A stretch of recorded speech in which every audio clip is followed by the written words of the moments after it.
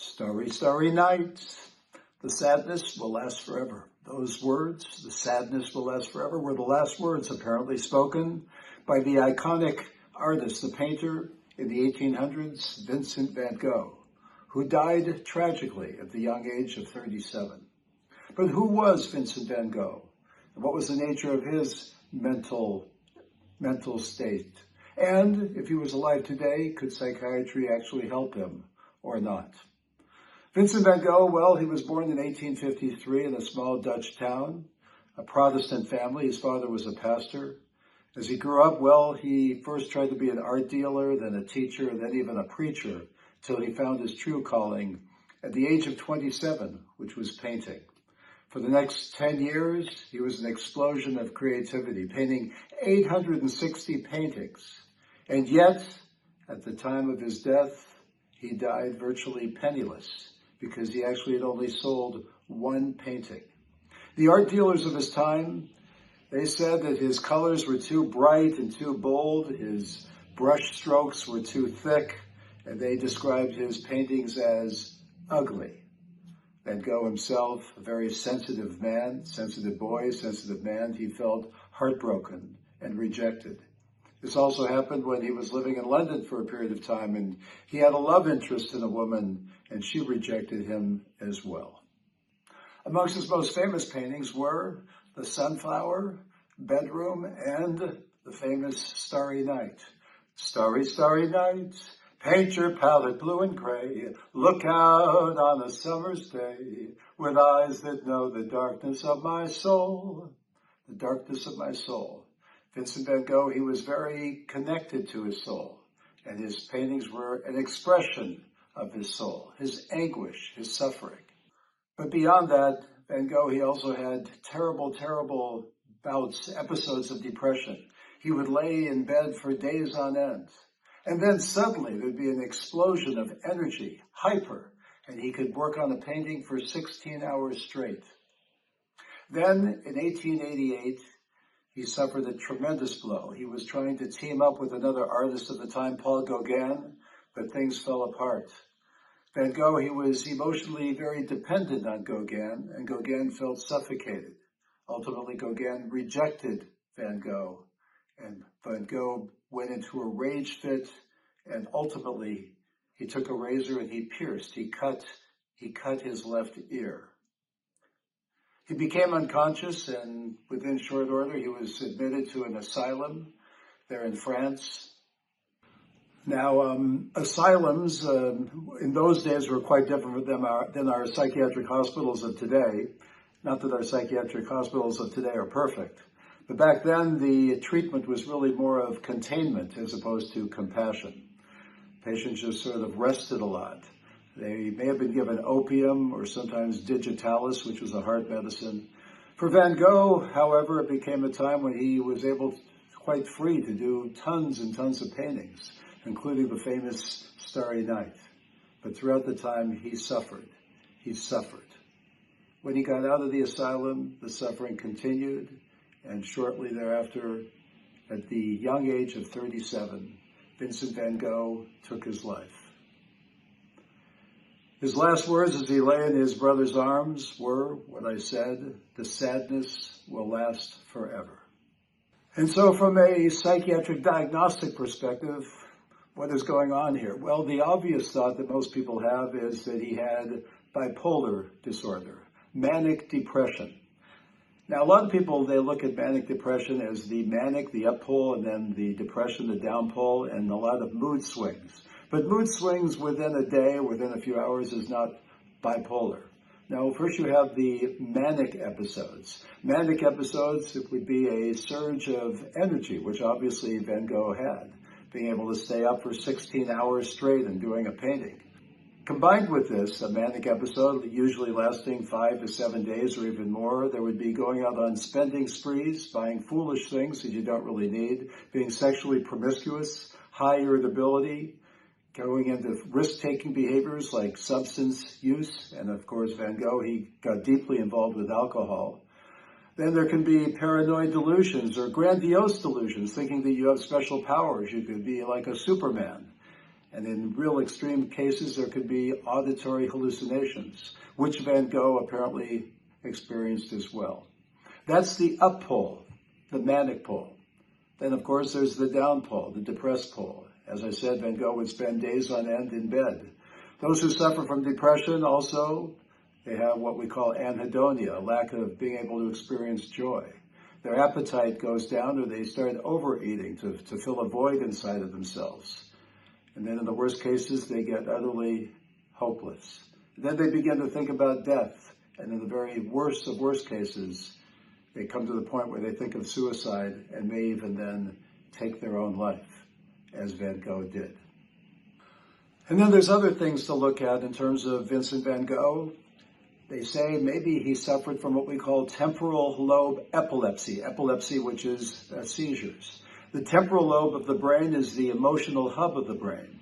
And people who suffer from this, they can definitely have hallucinations, they can have rage fits, tons of emotional dysregulation, which certainly Van Gogh was known to have. Also turning to substances, he used alcohol. Also with all his paints, who knows what materials were there in the paints, the oils, maybe lead, which could have affected his mind as well. Then there's also the thought that perhaps he may have had what we call borderline personality disorder. Certainly his relationship with Gauguin was one where he was emotionally dependent. They actually say that Van Gogh, when he was actually born a year after a brother was born. But that brother died. That brother was stillborn. That brother's name was Vincent also. Think of this. His parents, 1 year later, they named him Vincent. And yet he knew about the brother who had died. He saw his gravesite with his own name there. This could well have caused all sorts of identity confusion. Van Gogh was thought to lack a certain basic attachment in his early years, sense of abandonment and certainly rejection, all of which can amount to what we call borderline personality disorder, tremendous difficulty in navigating good, healthy relationships. Now, bipolar in today's world is something I think many of us know about. We probably know of somebody who's gone through these manic episodes, which again last for a number of days in a row. There's certain famous people, because many people with bipolar, they do have a lot of creative juices inside of them, but they can get themselves into risk-taking. Kurt Cobain, the king of grunge, tremendous raw talent, but he suffered greatly. Robin Williams, Demi Lovato, Mel Gibson, Ernest Hemingway. So what could be done? What can help these people in today's world? Well, fortunately, in today's world, we do have great treatments for bipolar, because bipolar is a psychiatric medical condition. And in my work, I have seen tons and tons of times the power of medication. Medication, not all the time, but I would say maybe 80-90% of the time, medication can make a world of difference. The gold standard medication is lithium. And what I've noted so many times with lithium is not only does it help the symptoms I already named, but also helps with their insight. Person, when they take lithium, they'll turn to me and they'll say, Dr. Guterson, I can't believe what I was doing before, how nutty I was, how manic I was, and now I feel so much better. Of course, the art and science of all this is to find just the right amount of medication to help somebody, while at the same time not taking their spirit away from them. God forbid. No psychiatrist should ever take anybody's spirit away from them. Then, of course, there's other treatments for bipolar. Certainly those people who get involved with substances because of taking risks. For Van Gogh, it was alcohol. So today's world, we have rehab centers. We have AA meetings. Getting involved in group therapy as well. Maybe joining some kind of an artist group where others could really listen to him and he could feel that others are there for him. Then there's cognitive behavioral therapy, very powerful, because people have these distorted views of themselves. And through that therapy, one can begin to see, they can reframe and see the goodness inside. For Van Gogh to see that his artwork is truly an expression of his soul and begin to look at it more in a positive light. Of course, there's the basics, which is good appetite, good nutrition, which Van Gogh apparently lacked, exercise, day-to-day living. And let me add, of course, soul therapy. Van Gogh, he was a religious man. He wanted to be a preacher at one point. His father was a pastor.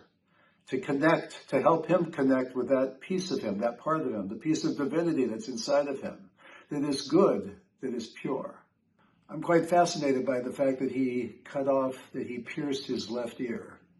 Psychologically speaking, I would venture to say that this, you could say, was perhaps a feeling that nobody was really listening to him. He felt all alone and rejected. Good therapy for someone simply to be there, to listen to him, to listen to his inner world, to make him feel heard and valued. And so perhaps I'm a bit optimistic here, but I think if Van Gogh was alive around these days, he could have gotten better. At least that's the way I look at it, with good therapy, with medication, with helping with his substance usage. I could see him hanging out in his 40s with other artists in Paris and sitting and talking with them. And dare I say, maybe he would have had a healthy relationship and had a family and had a life. His paintings, with more positivity, more positive look at himself and what he was doing, his paintings could have taken off as they have today. And so I believe for Van Gogh that healing, that psychiatric treatment would not have erased the artist, but would have enabled him to shine all the brighter. I actually have in my office, in my waiting room, a picture by Van Gogh, obviously not an original. This picture was called The Old Mill. He did it in 1888, shortly before his extreme mental decline. Here he was trying to express light and rural simplicity. Now I understand what you tried to say to me, how you suffered for your sanity, and how you tried to set them free. They would not listen, they do not know how. Perhaps they'll listen now. Perhaps they'll listen now. He cut off his ear, hoping that he could be listened to. I think that's true for many of us. Oftentimes we don't feel that we're being listened to. Of course, we don't cut off our left ear, but we can feel very frustrated. We want to be heard. The best antidote to that is for us to really listen to the other person, to listen to their inner world, and that can open up wonderful gates of communication. And that, my friends, is a little bit about Vincent van Gogh. If you're interested in any other historical figures and to look into them from a psychiatric, from a mental health profession, please, in the space below, write in their names, and we will go from there. Thank you.